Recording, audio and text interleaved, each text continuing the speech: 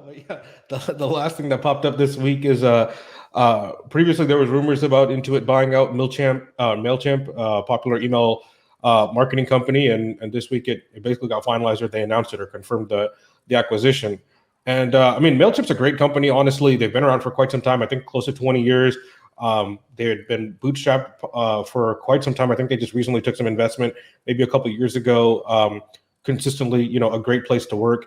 And so, I mean, one, I'm not really sure how like Mailchimp culture and company really meshes with Intuit, which is kind of like corporate glob in terms of like finance and accounting.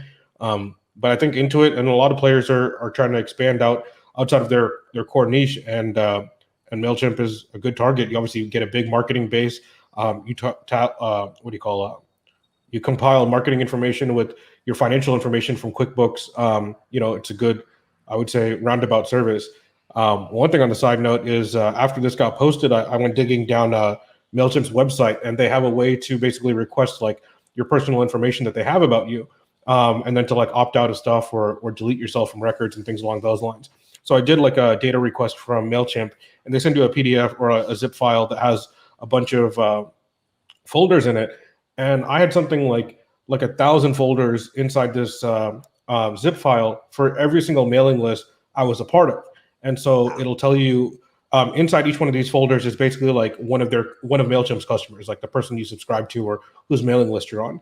And inside of them is a couple of Excel spreadsheets, and inside of each one of these Excel spreadsheets, it tells you exactly like the name of the campaign or the subject of the email, whether you opened it or not, your IP address, and everything. And then you have thousands of these folders because there's lists that you may be on that you've never received an email from. You don't realize that they're using Mailchimp because everybody will, they have ways to mask it and make sure that it seems like it's coming directly from the sender. And yeah, it's kind of crazy. There was a lot of stuff I didn't realize I was subscribed to with that email that I submitted. But it's always a good thing every now and again to do those data requests and see what they got on you. And maybe it's good, maybe it's not. But at least you know what they know, right? There's some like transparency of information. One thing that's definitely annoying is, it's not like they make it easy because their system is set up arguably to serve their infrastructure the best way. And maybe that export is not the most, human readable or most like easily digestible way. And so having that spread across like 1,000 PDFs or spreadsheets and having to try to figure out how to correlate them all, virtually impossible. And I think they kind of bank on that. That's why they don't invest. No company is really going to invest resources into how do I make this data export look as pretty, as readable, as digestible? Because if someone's requesting their data, I feel like they're probably already not happy. And now you wait like, anywhere from 2 to 7 to 14 days, whatever the regulation says, you have to wait. I feel like usually they wait till the last day, hope you forgot about it. And then you have to download it. And then you have to unzip this file. And then you got to go through thousands of folders. And honestly, like I went through like 10 of them. And I was like, all right, I'm done. Like I can't go through 1,000 and like remember what I'm doing here. And they got me, right? I mean, yeah, that's just a Mailchimp tangent. But going back to the main topic of Intuit buying Mailchimp, I think it's a good thing. What is wrong with this camera, man? You guys talk. I'll figure this out. Andrew, what do you think? Well, that's where the power of regulations come because all these GDPR, CCPA, and all of these regulations across the world, they try to give the power back into the hands of the consumers. So one way it is good because initially, like how they quote AI to be, it's a black box. Many organizations were black boxes. We never know what they take in and what they're going to give out at another day. So I think this right to information, this right to access information, is one of the great things that these laws give. So I'm quite happy about that because I myself have tried with some of the companies, and I figured out that they have more information than what I know about myself. So that takes me to the definition of privacy. Privacy enables me to be who I am. So there are so much data, not just data that we give, but the data that they produce by themselves, also called as derived data or inferred data. So those things are quite freaking. They freak me out often because I just give them my phone number or my email ID or something of that sort. But then they say I am hot, I am cold. At least with respect to leads, hot lead or a cold lead. That's what I meant. So yeah, so they have they make up a lot of such information. So I quite find that a bit interesting.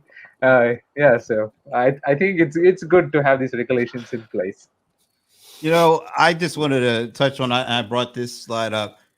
they spent 12 billion this year on Mailchimp. They spent 7 billion last year on Credit Karma. That's a lot of cheddar. I was going to make a joke that that's not chump change. It's actually Mailchimp change. In 12 billion. Can I get a little laugh on that? Do I have a? I mean, I don't were know.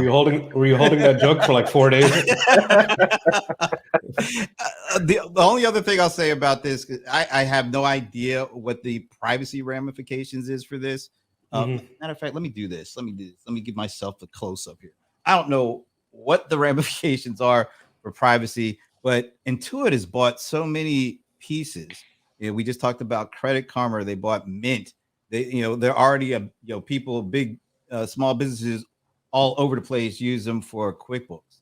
So, and then there's Quicken on the personal finance side. They have a ton of information.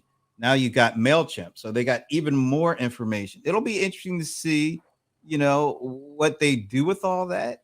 I'm sure they're going to put it to use from a business perspective to provide, potentially greater insights to their customer base, which I think is great.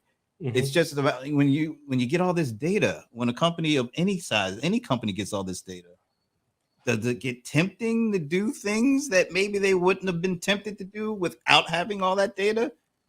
We'll see. We'll see.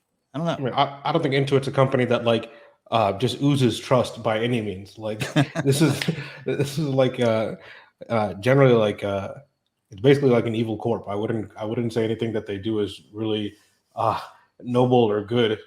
Everything is pretty predatory in my opinion. And plus they have data aggregation services and data brokerage services. They share data and have agreements with. We've seen with the credit companies and other ones. So I mean they got to make the 12 billion back and then some. So we'll see how they recoup their investment. Hey, look, we got a shout out for Andrew here. Andrew is in the house. Get a Not first, not in the physical house, but at least in the virtual house. Nah, but it's nice to get that first shout out. And I did get a little laughter on the joke. Thank you, Ralph, for doing that.